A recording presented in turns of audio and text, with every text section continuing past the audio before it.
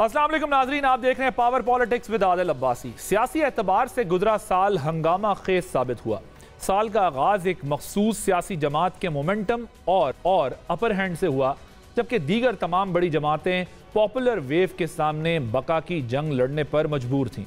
इस दौरान दोनों अतराज से आइन और कानून का जो मजाक बना, उसकी नज़ीर मुल्क की हालिया तारीख में कम ही मिलती है। फिर 9 मई होता है और मंजरनामा यकसर बदल जाता है। जो हवा के घोड़े पर सवार थे वो अपने ही जाल में फंस कर रह गए। नतीजा ये निकला कि जो दौड़ से बाहर थे उनको वापस आकर खुलकर खेलने का मौका मिल गया।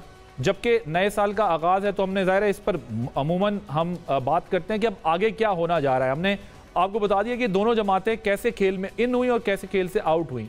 अब एक जानिब कबूलियत के मराहिल हैं तो दूसरी जानिब मकबूलियत का ढोल पीटा जा रहा है। देखना यह है कि क्या गुज़िश्ता 5 सालों की तरह साल 9 भी सियासी हंगामा खेजी की नज़र होगा या इलेक्शन के नतीजे में सियासी इस्तेहकाम आएगा, क्योंकि अब भी गुज़िश्ता से पेवस्ता हकीकी मसाइल बैक बर्नर पर हैं। डिस्कस ये होता है कि कौन लाडला और कौन इंतकाम का निशाना बन रहा है। दिलचस्प बात है कि बयानिया दोनों तरफ एक ही है। कोई माजी का मजलूम बनकर हालात को 2017 के 0 पॉइंट पर लेकर जाना चाहता है तो दूसरा फरीक अपनी मौजूदा बदहाली को मजलूमियत का लिबादा पहनाकर कैश कराने का इरादा रखता है।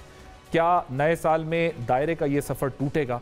इलेक्शन के नताइज इस हवाले से कितने अहम होंगे? इन तमाम मामलात पर आज हम बात करेंगे। अपने मेहमानों का तारुफ करा दूं। हमारे साथ सीनियर सहाफ़ी तजियाकार रऊफ़ क्लासरा साहब। Sir, thank you so much for joining us. Aamir Ilyas Rana साहब, सीनियर सहाफ़ी तजियाकार।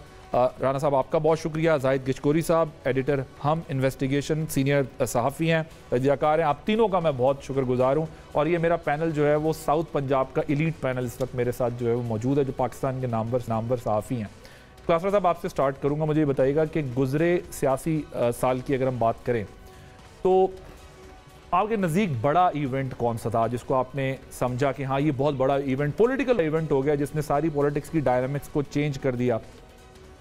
और 2024 में भी आपको क्या वो लगता है जो इस साल का बड़ा इवेंट था वो इफेक्ट करेगा या कुछ नई चीज़ें आप होती देख रहे हैं? मेरा ख्याल इसमें कोई रॉकेट साइंस इन्वॉल्व नहीं है। किसी बच्चे से भी पूछा जाएगा जिसको थोड़ी सी भी पॉलिटिक्स से या मुल्क से दिलचस्पी होगी तो वो तो वही बताएगा कि 9 मई का जो वाक़या हुआ इसने पाकिस्तानी पॉलिटिक्स को ओवरऑल बहुत ज़्यादा इन्फ्लुएंस किया है और इसका इम्पैक्ट जो है वो सबको नज़र आया है कि तो उसके बाद साबिक़ प्राइम मिनिस्टर जो हैं इस वक्त इमरान खान साहब वो जेल में हैं, उनकी पार्टी जेल में है। उनकी पार्टी तकरीबन मतलब है इस वक्त मैदान में नज़र नहीं आ रही थी। मैं उस लीगली कॉन्स्टिट्यूशनली बात कर रहा हूँ, मैं उसकी नहीं बात कर रहा। ऑन ग्राउंड दे में हैव ए लॉट ऑफ आके सपोर्ट के। सो वो जो 9 मई हुआ वो इस तरह का वाटर लूज साबित हुआ मेरा ख्याल है पीटीआई के लिए या पॉलिटिक्स के लिए, कि जिससे रिकवर करना उन्हें बड़ा मुश्किल लग रहा है। और जो आपने बात की है कि 2024 में, तो 2024 में डेफिनेटली तौर पर इलेक्शंस होने हैं तो इसका इम्पैक्ट वहाँ पे भी नज़र आ रहा है। जिस तरह की उनकी प्रोसिक्यूशन हुई है, उनकी गिरफ्तारियाँ हुई हैं, तो इस तरह की चीज़ें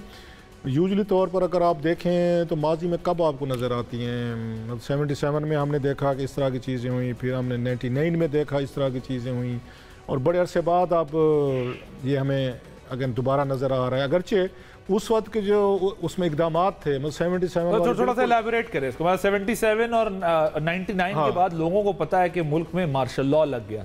लेट मी ओपनली से दिस, बिल्कुल फेयर इनफ। हो सकता है बहुत सारे हमारे जो आजकल तारीख के स्टूडेंट हैं उनकी हिस्ट्री जो है 4-5 साल की है, हमारे जो यूथ है, लेकिन उसके बाद फिर जो हुआ उसके असरात हुए। तो आप इस तरह के हालात देखते हैं? उसमें देख रहा हूँ उस वक्त अगर देखें तो भुट्टो साहब का तो कोई ऐसा सच या उनका कोई कसूर नहीं था कि जिसकी वजह से मार्शल लॉ का, फेयर इनफ, इलेक्शंस पे धांधली हो रही थी, अब मूवमेंट चल रही थी, अनरेस्ट था, वो सब कुछ था।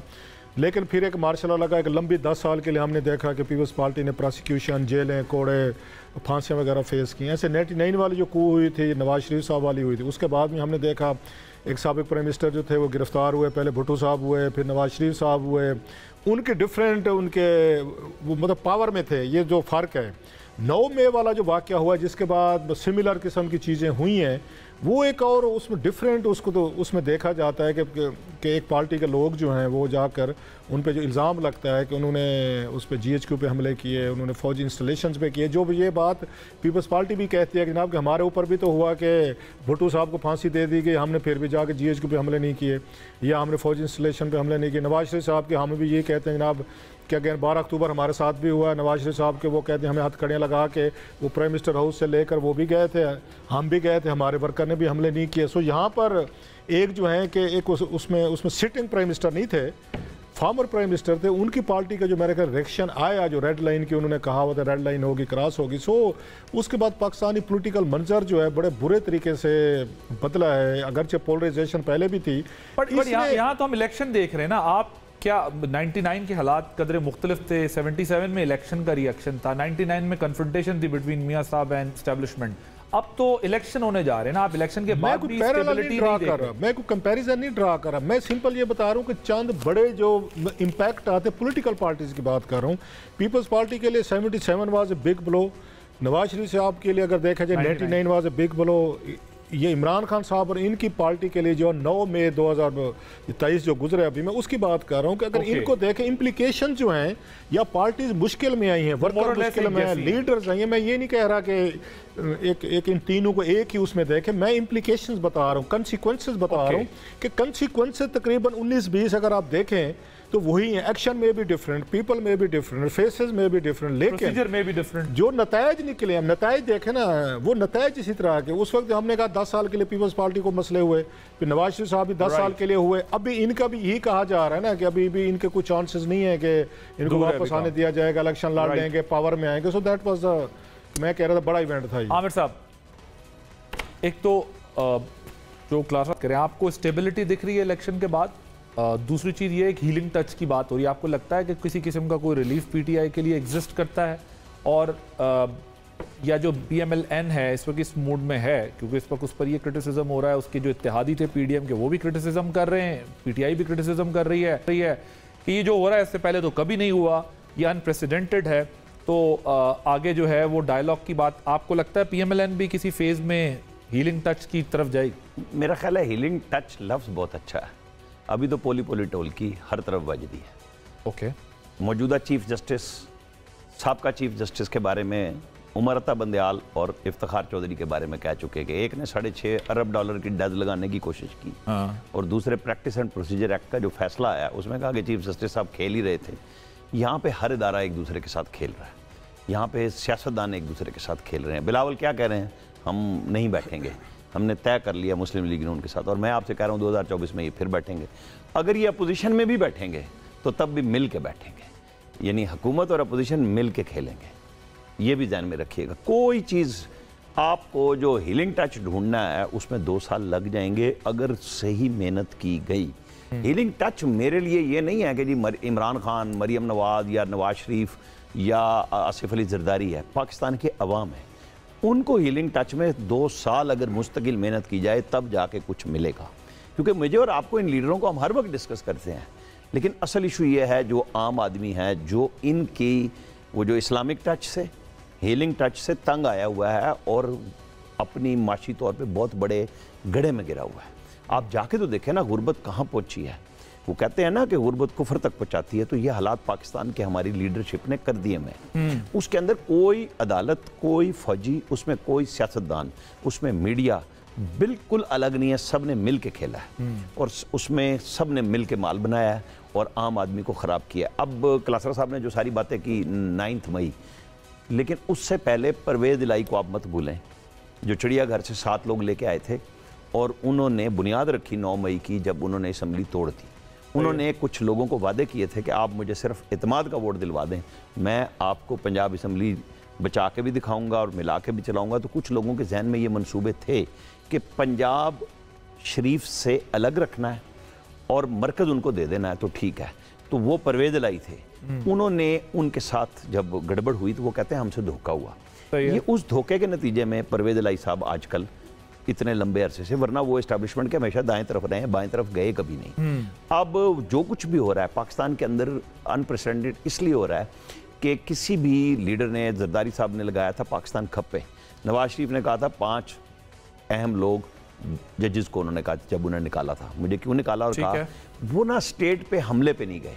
बात वही 9 मई पे आ रही है और फ़र्क आ रहा है कि अब आपकी लड़ाई जिससे है, आप उसी से मोहब्बत भी मांगते हैं, उसी से रास्ता भी मांगते हैं, आपको रास्ता नहीं दे रहे। लेकिन जिस तरह अदालतों से रिलीफ मिल जाता है तो इसका तो बड़ा डिफरेंट फॉल आउट हमें दिखाई देता है ना। मतलब एक तरफ तो होता है, आप चले हम थोड़ी देर मान लेते हैं उन्होंने रेड लाइन क्रॉस की and they are paying a price of it, but at the same time जिस तरह का रिलीफ मिलता है वो भी बहुत बड़ी खबर बनती है, वो बहुत उसका इम्पैक्ट बड़ा डिफरेंट होता है, पब्लिक में मासेस में बड़ा डिफरेंट मैसेज जाता है। अगर आप कह रहे हैं ना रिलीफ, तो मेरा ख्याल आपका इस वक्त फौरी तौर पे नजर होगी साइफर केस पे, जो इमरान खान को जमानत मिली। आपको बल्ले का निशान साइफर केस, नहीं, जो साइफर पे बेंच बना था, आपको पता कितनी उनकी बैशिंग हुई थी इस बेंच की फैसले से पहले, सुनने से पहले, और जब जमानत हुई तो कई घंटे उनको समझ नहीं आ रही थी अब इस बेंच को क्या कहें, जो उनकी ट्रोलिंग कर रहे थे। लेकिन आज खान साहब की ज़मानत के ऊपर, या आप कहें कि जो खान साहब की वो केस को तोशा खाने वाले में मुअत्तल कराने गए थे सज़ा, तो वहाँ अथर में अल्लाह ने पहली दफ़ा खुल के ये बात कही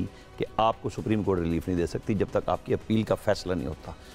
तो जितनी भी ज़मानतें हैं वो बेमानी हो जाती हैं अगर इमरान खान इलेक्शन नहीं लड़ते, जो कि अब मुझे लड़ते हुए नज़र नहीं आ रहे। तो शाह महमूद साहब वाला रिलीफ कोई रिलीफ नहीं है, वो तो ज़ाहिर है आप कहते हैं क्योंकि उनको रिलीफ नहीं मिल रहा तो इसलिए सब बातें जमा खर्ची है बस। शाह महमूद साहब का तो देखे ना, वो मैं अभी उस तरफ नहीं जा रहा, मैं सिर्फ आपसे कह रहा हूं करते हैं और आज के लिए आप कह रहे हैं क्लियर हो गया ये कि फिलहाल उनके लिए कोई रिलीफ नहीं। मैं जरा जाहिद आप मुझे स्पेसिफिक होकर जवाब दीजिएगा। मैं 9 मई मुल्ज़िमान के जो फौजी ट्रायल है वो अब रिज्यूम हो गए हैं, आपके ख्याल में स्टेट इसको अलहदा करके देखेगी कि जी ये चंद लोग थे, इन्होंने ये काम किया था और उसका सियासी जमात के साथ ताल्लुक नहीं है, या फिर उसकी कॉस्ट सियासी जमात को भी पे करनी पड़ेगी? आप अदालतों के रिलीफ को इस वक्त एक तरफ कर दें, वो जो रेड लाइन क्रॉस हुई है, मैं स्पेसिफिकली आपसे वो समझना चाहता हूँ। देखिए ये बहुत अहम बात है। मुझे लगता है कि जो सिक्योरिटी होगी और जो प्रोसेस शुरू हो गया है, रियासत इन केसेस को अलहदा से देखेगी और इसको जो पॉलिटिकल कंसिक्वेंसेस हैं, दोनों मेरे सीनियर्स ने बात कर ली। हमेशा सियासी जो कोई भी जमात होती है उसकी रिकन्स्ट्रक्शन, रीबिल्डिंग और जो रिहेबिलिटेशन का प्रोसेस होता है, पाकिस्तान में हमने देखा है 7, 8, 9 साल लगते हैं। तहरीक इंसाफ का भी ये प्रोसेस बहुत लंबा दिखाई देता है। मुझे नहीं लगता कि इमरान खान की ये जो रीबिल्डिंग है पार्टी की, वो आने वाले इवन 2 साल में हो पाएगी।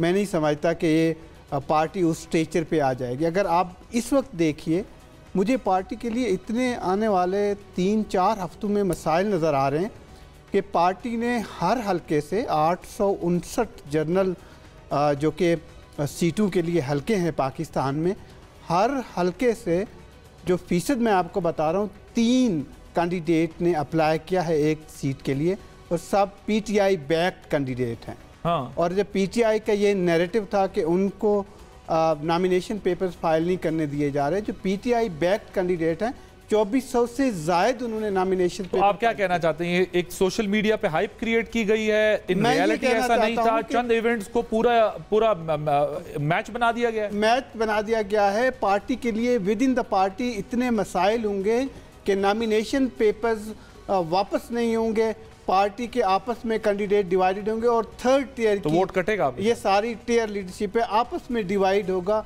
और पार्टी को नेशनल असेंबली या सूबों की सीट्स के लिए जो कैंडिडेट सामने आएगा विनर, वो शायद इतना नहीं होगा। मैं आपको 2 एग्जांपल देना चाहता हूँ हलकों की। एक आप रहीम यार खान का NA 171 देखिए, जहाँ से हाशिम जवां बख्त ने अपने नॉमिनेशन पेपर्स फाइल किए। वहाँ से टोटल 31 से ज़ायद उम्मीदवारों ने अपने नॉमिनेशन पेपर फाइल किए हैं, जिसमें 14 उम्मीदवार पीटीआई बैक्ड हैं। अगर हाशिम जवां, ये तो पिंडी में शेख साहब भी कह रहे हैं कि मैंने कहा नॉमिनेशन पेपर फाइल किए, पीछे 40 बंदा और इलेक्शन जुनैद पाकिस्तान की तारीख में उन्होंने कहा 40 बंदा मेरे खिलाफ ट्वीट किया कि 34 मेरे हल्के से आ गए। किसने किया? जुनैद अकबर। उन्होंने कहा 34 मेरे हल्के से पीटीआई कैंडिडेट हैं। वो हमारे यहाँ तो कहते हैं एक दफा पाँव निकल गया तो दोबारा नहीं आता। अब ये हल्के, और दूसरी मैं आपको एक खबर भी साथ शेयर करता चलूँ।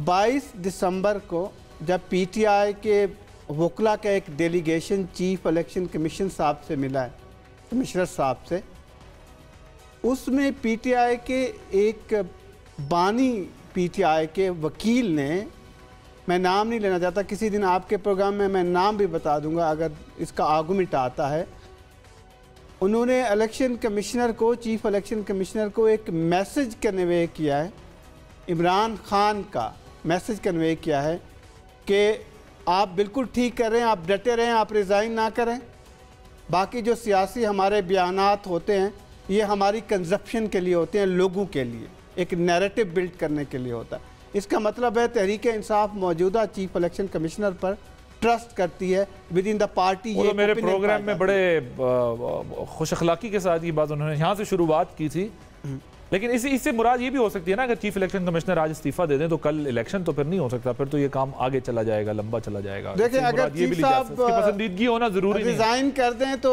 मेंबर मौजूद रहें, 3 मेंबर्स, इवन 2 भी, तो इलेक्शन हो जाएंगे। लेकिन ये सूरत हाल नज़र आती नहीं है। कुछ अगरचे ठीक शायद डिफरेंस ऑफ ओपिनियन मौजूद हो वहाँ पर, जिस तरह एक, लेकिन आप ये कह रहे हैं कि वहाँ से मैसेज भी भेजा जा रहा है कि आपने ऐसा करना नहीं है, हमसे पब्लिकली ये बात इलेक्शन होने दें। ठीक, सही है। रऊफ क्लासरा साहब, एक तो मैं आप ये इसको आप चाहे शरारत समझ लें या स्ट्रेट क्वेश्चन समझ लें, वो ये कि ये कह रहे हैं ना पार्टी को टाइम लगता है, हम सब हिस्ट्री में पाकिस्तान की देखते रहे, लेकिन हमें ये जहन में रखना है कि पीपल्स पार्टी ने बड़ी एक्सट्रीम पोजीशंस पर भी जाकर यही फैसला किया कि पाकिस्तान खपे का नारा लगाया। मियाँ साहब ने नाम ज़रूर लिए, वो कन्फ्रंटेशन हुई, नाम बहुत आगे तक जाके उन्होंने लिए, लेकिन 1 step forward 2 step back policy के ऊपर उन्होंने अपने मामलात सेटल डाउन कर लिए। शायद पीटीआई भी ऐसी कोशिश कर रही हो, लेकिन अगर आप पीटीआई का स्ट्रक्चर देखें तो वो साफ बताता है कि जो खान साहब की पर्सनैलिटी है वो हमें ये बताती है कि वो हर उस इंस्टीट्यूशन को बहुत क्लियर अटैक करते हैं जो उन्हें लगता है कि उनके लिए ख़तरा बन सकती है। आखिरी इस्टेब्लिशमेंट का ये था मामला, ये भी उन्होंने निकाल दिया। सो क्या पॉलिटिकल पार्टी वाली टेंडेंसी मौजूद है कि वो अब गुजारा करना शुरू कर देंगे, या वो जहां पहुंच गए वहां से उनको लगता है कि नहीं मुझे अब गुजारा किसी के साथ नहीं करना, बिकॉज उनकी फॉलोइंग बड़ी डिफरेंट है दूसरी पॉलिटिकल पार्टी से, और खान साहब का स्टाइल ऑफ पॉलिटिक्स भी डिफरेंट है दूसरी पार्टी से, वो जिसको टेक ऑन करते हैं फिर वो कितना बड़ा मोहसिन उनका क्यों ना उसको टेक ऑन कर लेते हैं। Your take on. बड़ा अहम सवाल आपने किया। मैं थोड़ा सा पहले जो जहद ने बात की है ना कि खान साहब ने मैसेज भिजवाया है उनको चीफ इलेक्शन कमिश्नर साहब को कि आप डटे रहें, हमारी बातों पे ना जाएं, आपने इस्तीफ़ा भी नहीं देना। ये खान साहब की बड़ी ये पहली दफ़ा नहीं कर रहे, जब ज़रूरत पड़ जाती है ना, लाइक ए गुड पॉलिटिशियन है मस्त है, लेकिन बात वही है जो आप कह रहे हैं, बाद में फिर आपका ट्रस्ट लेवल नहीं रहता। जनरल बाजवा साहब के खिलाफ वो मुसलसल कहते रहे, वो तकरीरें करते रहे साइफर पे, चीज़ों पे, और पता नहीं गद्दारी के कितने टाइटल दिए, सब कुछ किया। इन्होंने मेरी हुकूमत गिराई, मीर जाफर, मीर सादिक, पूरी एक उन्होंने लड़ाई लड़ी उनसे। आपको याद है आखिरी दिनों में क्या कह रहे थे कि इनको 6 महीने एक्सटेंशन दे दें जनरल बाजवा साहब को, जिनके खिलाफ उन्होंने पूरा नैरेटिव बनाया था कि ये मेरी हुकूमत गिराने में, साजिश करने में कामयाब। वजह क्या थी कि जन आसिम मुनीर जो है ना वो आर्मी चीफ ना बने, बाजवा साहब 6 महीने बेशक बैठ जाएं।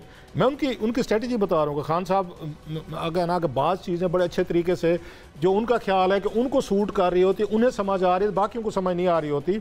और बाजवा साहब भी उस वक्त आपको पता टेम्पटेशन का शिकार हो गए थे, वो भी चलें कि उन्होंने कहा भी कुछ जर्नलिस्टों को बाद में कि देखा ना कि खान साहब जो हैं वो भी मुझे 6 महीने की एक्सटेंशन देने को तैयार थे। और बाद लोग कहते हैं कि लंदन में कुछ 1-2 उन्होंने एमिसरी भेजे भी थे कि देखें जी कि जनाब कि ये मुझे 6 महीने मिल रहे थे, अगर मिल रहे हैं तो आप मुझे रहने दें। और नवाज शरीफ साहब ने नहीं किया था। अब सेम वही बात कर रहे हैं वो। इन चीफ इलेक्शन कमिश्नर के खिलाफ उनकी 1001 तकरीरें हैं, उन पे तौहीन इलेक्शन कमिश्नर की इस वक्त समाअत जारी है उसमें, उस अडियाला जेल में। अब अचानक पीटीआई को इलेक्शन कमिश्नर अच्छा लगना शुरू हो गया। रीजन इनके साथ भी बात करते हुए कहा था हाँ कि बहुत अच्छा है, तो वो उन्होंने वो तो पहले माजी वाले सरदार रजा साहब के बारे में कहा कि जी वो जो है वो जब ये आए थे तो आप ही से बात की। अब मसला ये है कि अब वो कहते हैं ये बहुत अच्छे, वजह क्या है वो जो अभी जहद ने बताई है, अगर ये छोड़ देते हैं चले जाते हैं तो फिर तो इलेक्शन आपके मसला बन जाएगा, पैदा हो जाएगा। सो खान साहब के जहन में ये जो मॉडल आ चुका है ना कि जब मुझे किसी बंदे से काम है और वो बंदा मेरा काम निकाल सकता है तो उसको अच्छा बना के पेश करना है कि जनाब अल्लाह मियाँ के बाद साहब तो नेक आदमी भी वही है, उससे बड़ा बेहतर इंसान ही कोई ज़बरदस्त आदमी, बड़ा आदमी, करैक्टर, ये वो इंटीग्रिटी सब कुछ होगा।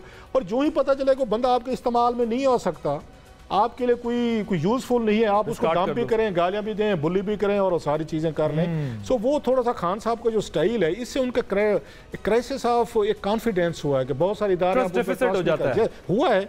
अब लोग उन पर ट्रस्ट नहीं कर रहे, जो पावरफुल लोग हैं, इदारे उन पर ट्रस्ट नहीं कर रहे। अगर वो निकलने की कोशिश भी करें, जो बात आप कह रहे हैं, निकलने की कोशिश भी करें, तो उनका जो स्टाइल हो चुका है खान साहब का, nobody believes in him कि आज हमें ये अगर हमारी तारीफ कर रहे हैं तो कल को हमें गाली देंगे, कल को हमें बुली करेंगे, कल को हमें हरास किया जाएगा और ट्विटर पे अपनी पूरी फोर्स पहले छोड़ दी जाएगी, फिर आपको मजबूर किया जाएगा अब आएँ और हमारे इसके मुताबिक बातचीत करें। सो वो खान साहब का जो वो इनिशिएटिव था, अभी भी अभी भी वो कोशिश कर रहे हैं कि मुझे कोई 8 फरवरी तक कोई रास्ता मिल जाए, जो उनको मिलता नज़र नहीं आ रहा उनको। अगर 8 फरवरी के बाद मेरा ख्याल that would be another different day, अगर उनकी तवक्कुआत के मुताबिक रिजल्ट नहीं be a different person definitely वो उसके बाद तो फिर मैं आपको एक किस्सा सुनाऊं इनकी खबर से मुझे वो बात याद है। चीफ इलेक्शन कमिश्नर के कोई बड़े करीबी दोस्त हैं या उनसे मुझे ये सुनने को मिला मौका कि जब ये कन्फ्रंटेशन बहुत ज़्यादा बढ़ी ना, तो किसी ने समझाने की कोशिश की कि यार खान है और खान का मिजाज ज़रा आपको पता है, तो आपको चाहिए थोड़ा आप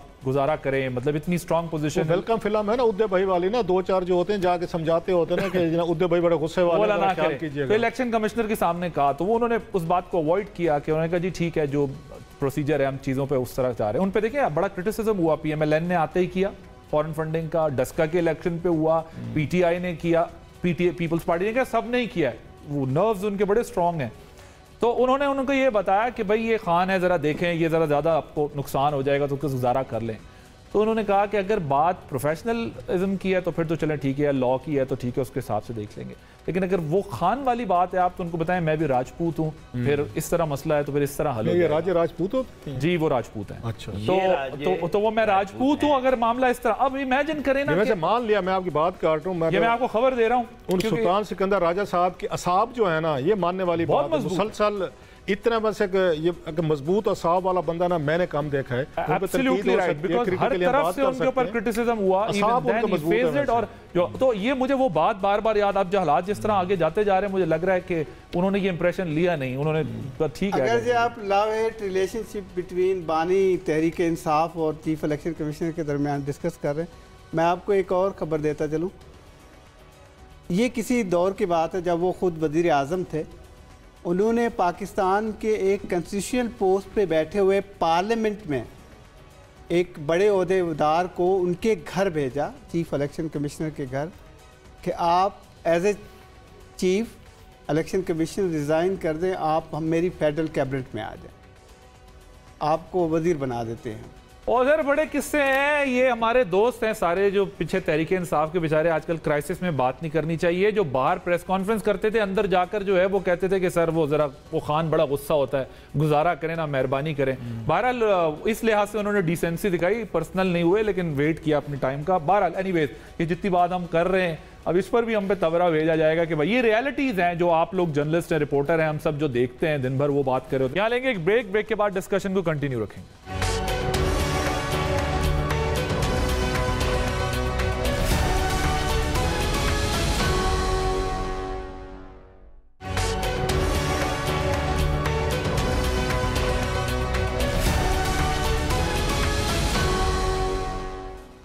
वेलकम बैक। आमिर इलियास राना साहब, आपके ख्याल में ये जो PTI की सिचुएशन है, आप do you see him after election outside on streets, Khan साहब के लिए कोई रिलीफ है और नहीं आप अगले साल भी उनको अंदर ही देखें, सियासतदान अगर रास्ता निकालना चाहे तो उसके लिए रिलीफ बहुत होते हैं, फैसला उसने खुद करना है कि वो बिहेव कैसे करने चाहिए। ठीक है, इस वक्त बहुत मुश्किल है। सुप्रीम कोर्ट में उनकी बड़ी थी कि जी बस ये सज़ा सस्पेंड हो जाएगी। आपको पता है कि सुबह सुबह सुप्रीम कोर्ट के रिपोर्टर्स को चेयरमैन PTI, साबिक चेयरमैन PTI इमरान खान के वकला थे, उन्होंने मैसेजेस भेजे कि ठीक 9:30 अदालत में आ जाएं, आज आपको तमाशा देखने को मिलेगा। अब देखें वो तमाशा क्या था कि जी चढ़ाई करनी है हमने और जजों से मर्जी का फैसला ले लेना है।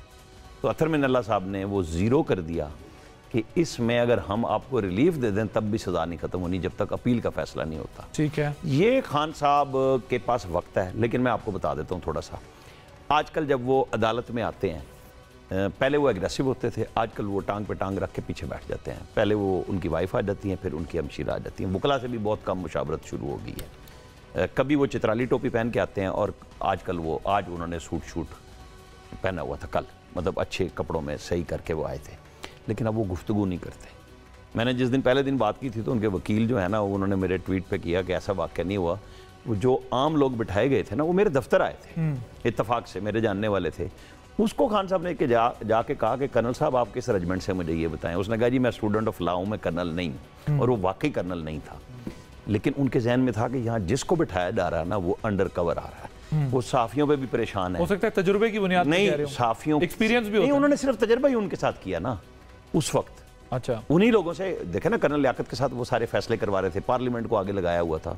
तो वो समझते हैं कि कर्नल ही सब कुछ होता है। तो उन्होंने देखा कि ये जो आम आदमी है ये भी कर्नल ही होगा, और रेजिमेंट भी पूछ ली उससे। अब वो साफियों से पहले मिले और उन्होंने इस्टेब्लिशमेंट पे टका के ठुकाई कर दी, जो आपने सवाल किया था। उस दिन वो मौका था कि बैरिस्टर गौहर एक दिन पहले चेयरमैन बने थे, तो वो मैसेज दे सकते थे कि मेरा नया चेयरमैन आया, इससे बातचीत के लिए रास्ते मैं खोल रहा हूँ, उसको इख्तियार देते।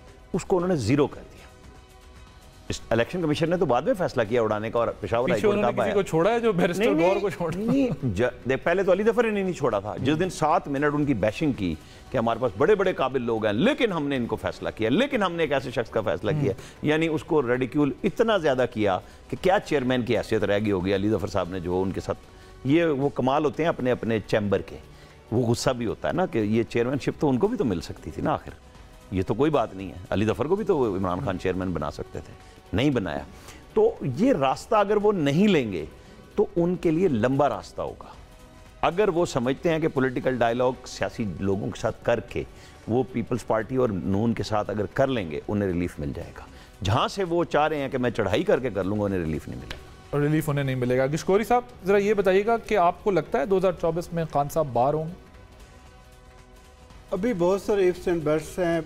नहीं, आपने पोजीशन लेनी है ना यार, वो बिल्कुल इन्वेस्टिगेटिव जर्नलिज्म वाला काम नहीं। अभी आप तज्जिया करने बैठे हुए हैं, खबर या तो खबर दें या तज्जिया करें, अगर और मगर से काम नहीं चलना है। देखिए, मैं बता सकता हूं कि कम से कम जो इलेक्शंस हो रहे हैं बाय अप्रैल 2024, वो मुझे नहीं लगता कि आए जेल से बाहर, और उसकी पार्टी के लिए मिसाइल मैं अगेन नहीं, कंप्लीट 2024 में आप बाहर नहीं देखते या कुछ? मैं अप्रैल के बाद देखता हूं कि वो बाहर हो। किसी ने जूही से तो नहीं पूछा था? नहीं, आप अप्रैल कह रहे हैं या फरवरी कह रहे हैं? मैं एस्ट्रोलॉजी और पॉमिस वाला इलेक्शन फरवरी में हो जाएंगे। मैं इलेक्शन के बाद की बात कर रहा हूं। अप्रैल 2 दफा कहा ना, तो मैं अप्रैल से पहले बिल्कुल नहीं दे रहा ना, मैं उनको देख रहा हूं अप्रैल के बाद क्यों देखते हैं आप बाहर उन्हें? अब मैं ऐसे ही कह रहा हूं कि इलेक्शन तक उसके लिए उनके लिए कोई रिलीफ नहीं है, और ना वो बाहर आएंगे, कॉन्टेस्ट भी नहीं कर सकेंगे इलेक्शन, और पीटीआई के कई कैंडिडेट कॉन्टेस्ट नहीं कर सकेंगे। उसकी रीजनिंग एक अलग से डिबेट हो जाएगी। ये जो इतने सबसे ज्यादा कागजात जिन्होंने जमा कराए, आप कह रहे हैं इससे कोई फर्क ही नहीं पड़ता। पार्टी के लिए इतने आपको मसाइल देखने में नजर आएंगे कि जो उनकी 3rd टियर लीडरशिप है, उनके क्या कागजात नामजदगी वो मुस्तरद हो जाएंगे, क्या होगा? मुझे नहीं लगता, मैं नहीं देखता कि ज्यादातर काम जो नामजदगी चैलेंज हो जाएंगे, चैलेंज रहेंगे, अदालतों में रहेंगे। लेकिन मैं तो नहीं देख रहा कि शायद बल्ले का भी मसला हो। ये आखिरी स्टेज पर एक नेल बाइटिंग कॉन्टेस्ट होगा इलेक्शन कमीशन की पावर का और सुप्रीम कोर्ट ऑफ पाकिस्तान की पावर का। हो सकता है इलेक्शन कमीशन के एक मेंबर भी रिजाइन कर दें इस इशू पर। ये एक पॉसिबिलिटी हो सकती है। फर्क तो नहीं पड़ेगा, अगरचे फैसला यूनानिमस है, लेकिन मेरी इंफॉर्मेशन ये सजेस्ट करती है बल्ला देना चाहिए। बल्ला देने के मामले पर यूनानिमस डिसीजन है। मुझे मेरी इंफॉर्मेशन हैं कि एक चेयरमैन की तरफ से ये शायद इंफॉर्मेशन और डिस्कशन आई थी कि एक चेयरमैन की तरफ से, एक मेंबर की तरफ से, कि शायद कालादम करार दे दें आप इंट्रा पार्टी इलेक्शन, लेकिन बल्ले के निशान को विड्रॉ ना करें। लेकिन बाद में कॉन्सेंसस डेवलप हुआ और ये आपने ट्वीट भी की थी, बल्ला मिल रहा है नहीं मिल रहा? अब मैं कह रहा हूँ नेल बाइटिंग होगा, और ये आखिरी आपने कहा था बल्ला मिलेगा, ट्वीट में आपने ये बात की। उस वक्त ये हर दिन आए दिन चीज़ें बदलती रहती है, इंफॉर्मेशन जो होती हैं वो रोटेट हो रही होती हैं, और उस पर ओपिनियन भी तब्दील होता है, इंफॉर्मेशन भी तब्दील होती हैं, और सूरत हाल भी। उसकी रीज़न मैं बताता हूँ। सुप्रीम कोर्ट पता है बल्ला मिल रहा है, अब बता दें, चले अभी के हालात बता दें।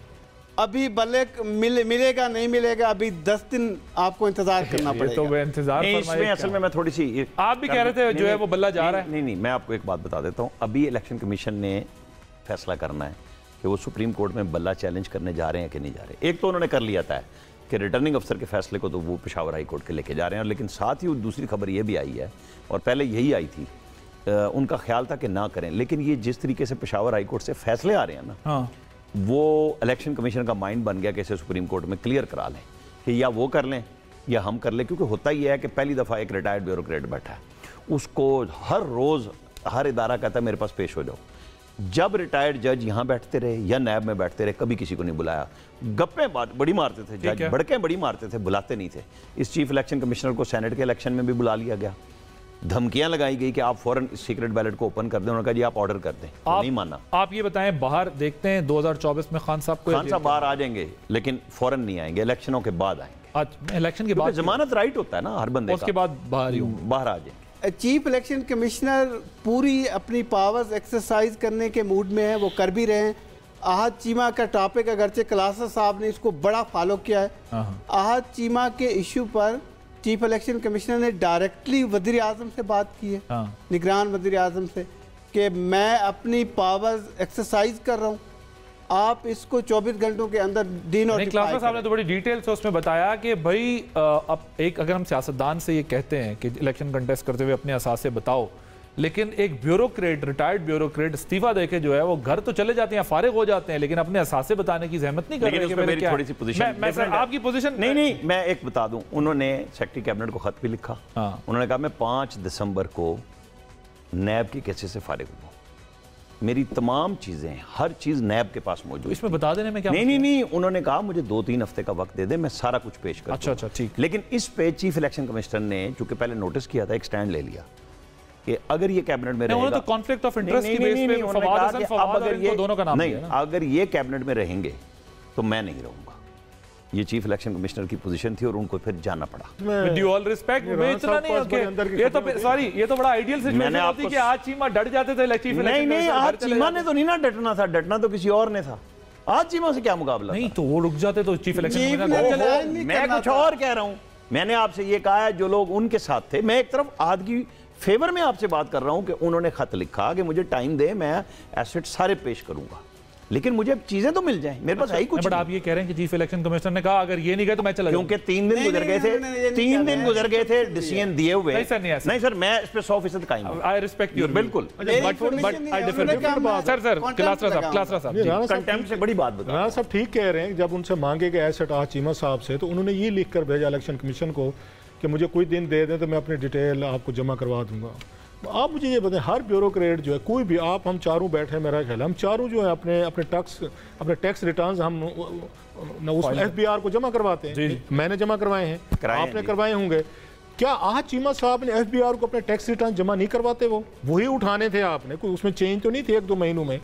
आपने जो FBR को अपने टैक्स रिटर्न जमा करवाए हुए थे, जो हम सब करवाते हैं, वही उठा के इलेक्शन कमीशन को भेज देते कि ये लें। तो उसके लिए आपको नैब का बहाना, FIA का, फलां का, इसका क्यों करने की जरूरत है? इसको ऑलरेडी जमा करवा चुके हैं। या तो अब आप ये कहें आप नॉन फाइलर हैं, या तो आहद चीमा साहब ये खबर ये ब्रेक करें कि जनाब मैं बीइंग मिनिस्टर, मैं बीइंग इतना टॉप गन ब्यूरोक्रेट, मैं जो हूँ, मैं तो यहाँ पे टैक्स रिटर्न जमा नहीं करवाता, लिहाजा मुझे दोबारा अपने डॉक्यूमेंट्स देने की जरूरत है। भाई सारे डॉक्यूमेंट्स आपके कंप्यूटर के या आपका जो भी आपका कंसल्टेंट है इसका ये टैक्स का, उसने जमा करवा के दिए हैं FBR को। आपने FBR वाले उठा के आपने क्यों नहीं जमा करवाया? कि FBR डिफरेंट है। आप एक दाद दें आज चीमा साहब को, मैं देने को तैयार हूं। उन्होंने कहा व्हाट कम में, मैं दुनिया को नहीं बताऊंगा मेरे पास कितनी प्रॉपर्टी है, मेरी कितनी जायदाद है, जितना कुछ है जो करना है कर लो। 2 महीने के बाद, 1 महीने की बात है, उसके बाद इलेक्शन फिर उन्होंने फिर वजीर आजम आज ने नवाज लीग की, फिर मिनिस्टर बैठे होंगे। सो उनकी पावर देखें, डिफेंस देखें कि उन्होंने बैठ कर उन्होंने सारी चीज़ें जो हैं, उन्होंने कहा कि मेरी ये जो है ना असास है। फवाद साहब ने भी दे दिए, वो काकड़ साहब ने भी दे दिए वहाँ पे आपके, लेकिन उन्होंने नहीं दिए। सर मैं टॉपिक थोड़ा चेंज मैं नहीं दूंगा because we are running out of time. इनको हालांकि चाहिए था, एक और काम भी कर सकते हैं इलेक्शन कमीशन, आई होप के अंडर द लॉ ये FBR को कहते ना जरा कि जरा इनके असासे भेजें भी मुझे, हमें चेक करने दें क्या कुछ इन असासों में। एक ब्यूरोक्रेट की ताकत देखें। उन्होंने कहा मैं नहीं देता जनाब, 2 महीने बाद फिर वजीर बन जाएंगे ये। ठीक, क्विकली सर, मियां साहब चौथी दफा वजीर आजम बन रहे हैं। इरफान सिद्दीकी साहब जो बात कर रहे हैं कि वो तो अभी ना कैंडिडेट है ना वो है, सारा कुछ, ये क्या बात हो रही है? इरफान सिद्दीकी के मुकाबले में उनके भाई की अगर आज जंग में गुफ्तगू सुन लें तो चौथी दफा के वजीर आजम नवाज शरीफ। और इरफान सिद्दीकी साहब की अगर सुन लें तो वो उनका कलम देख लें, पेंसिल के साथ, जो उन्होंने जेल में लगाया था, शाह महमूद कुरैशी के साथ तस्वीर लगा लें, थाने में जो उनको बिठाया था। वो भी बुजुर्ग थे, ये भी बुजुर्ग थे, बस उससे ज्यादा मैं इरफान सिद्दीकी एज की वजह से इस तरह की नहीं, दोनों एक ही जैसे थे, क्लोज नहीं, उनको भी मशहूर कमेटी और वो सारा कुछ। इरफान सिद्दीकी को उठा के रात को घर से ले गए थे किराए के चक्कर में, शाह महमूद कुरैशी साहब को सिर्फ उठा के जेल के प्रेमिसेस से बख्तरबंद में डाला। बस ये बुजुर्गों के साथ यही कुछ हो रहा है, तो होता रहे, हमने करना भी यही है। उनके बयानात की कोई खास... मैंने तो आपको जवाब शहबाज शरीफ का दे दिया। वो छोटा आदमी है, वो छोटा बच्चा है, शहबाज शरीफ भी 60 से प्लस पे है। नहीं तो आप जरा क्लियर बताएं। मैंने आपको क्लियर बता दिया कि भाई उसका भाई कौन कह रहा है। ओके ठीक, right. Let me take a break here, will join you after this short break.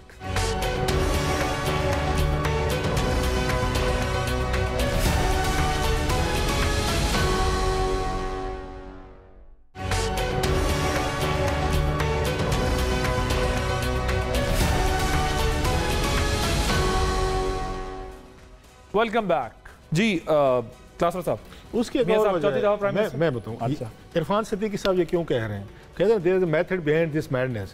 इतनी तनकीद आई है जब से उन्होंने कहना शुरू कर दिया कि साड़ी गल हो गया, सब ने कहा जी चौथी दफा वजीर आजम है, तो सब ने कहा जनाब इलेक्शन कराने की क्या जरूरत है, फिर एक नोटिफिकेशन करें और मियाँ साहब को वजीर आजम। ये उसका काउंटर करने के लिए वो ये नैरेटिव दोना शुरू हो गए, जनाब अभी हमारा फैसला नहीं हुआ, हमारी अभी बहस हो रही है, अभी हमारी बातचीत हो रही है, अभी हम सारा कुछ ये कर रहे हैं, सारी गल हो गई है अभी हम नहीं, वो इस तस्वीर को दूर करने के लिए कर रहे हैं। आप और मैं जो तनकीद कर रहे थे ना तमाम लोगों पे कि ये देखें साड़ी गल हो गई है, और हमने कहा जनाब ये प्रोसेस सारा वो है, रिग्ड है, पहले से चीज़ें तय हो चुकी हैं, डील्स हो चुकी हैं, और मियाँ साहब को जिस तरह फैसिलिटेट किया गया है उस पर क्वेश्चन उठना शुरू हो गए थे। सो आपको जो पूरा प्रोसेस है इलेक्शन का वो तो कंप्रोमाइज़ लगना शुरू हो गया था, लोगों ने दिलचस्पी छोड़ दी थी कि जनाब ये तो पहले से चीज़ें तय हैं। ये उस तस्वीर को दूर करने के लिए उन्होंने बड़ा वाइजली, अगर शहबाज शरीफ साहब ये कह रहे हैं तो वो वाइज नहीं प्ले कर ले। इरफान सिद्दीकी साहब ने बड़ी वाइजली बात किया कि जनाब अभी से आप पूरे प्रोसेस को क्वेश्चनबल करने वाले हैं, आप उन पर सवालात उठाने वाले हैं, ये इसको करने की ज़रूरत नहीं है। जब टाइम आएगा फरवरी में, उसके बाद हम उनको आगे कैंडिडेट बना देंगे।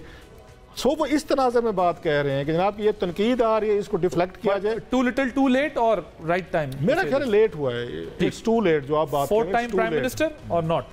मुझे लगता है पहले स्टेज पर अगर PMLN गवर्नमेंट फॉर्म करती है सेंटर में ना, तो शहबाज शरीफ वज़ीर आज़म होगा। मेरा नहीं ख्याल, मेरा नवाज शरीफ ही होगा। नवाज शरीफ साहब पहले स्टेज पर, ठीक, और बाकी ज़ाहिर इफ्स एंड बट्स रहते हैं। ओके, आप बताएं कि क्या पॉलिटिकल पार्टीज बेस पावर में आ गई, जो भी XYZ आ गई, एक पर हम सबका इत्तेफाक हो गया कि बड़ा मुश्किल होगा, खान साहब is not in the power in next tenure. मुझे ये बताएं कि आपको क्या लगता है, ये हमारी पॉलिटिकल पार्टीज इस इलेक्शन के बाद स्ट्रॉन्ग होंगी, मजीद स्ट्रेंथन होंगी, क्योंकि एक और इलेक्शन हो जाएगा जो हम मांगते थे, इलेक्शन पे इलेक्शन आए जा रहे हैं, या वो कंसीड करेंगी, अपनी पोजीशन कॉम्प्रोमाइज करेंगी? खुल के जरा पोजीशन ले रही हैं आप। मेरी नज़र में पॉलिटिकल पार्टीज मज़ीद कमज़ोर होंगी। पाकिस्तान का जो जमहूरी ढांचा है ये कमज़ोर से कमज़ोर तर होता जा रहा है। Pakistan 3 political parties parallel afford ही नहीं कर सकता, कोई भी डेमोक्रेसी नहीं कर सकती। आप हिस्ट्री उठा के देख लें, एक सियासी जमात को, जो मुझे लगता है इस स्टेज पर शायद PTI है, एक सियासी जमात इतनी छोटी हो जाएगी कि 2 पार्टियां एक दूसरे के साथ मुकाबले में होंगी, जो मुझे लगता है आने वाले इलेक्शन में। एक सियासी जमात कौन सी छोटी हो जाएगी?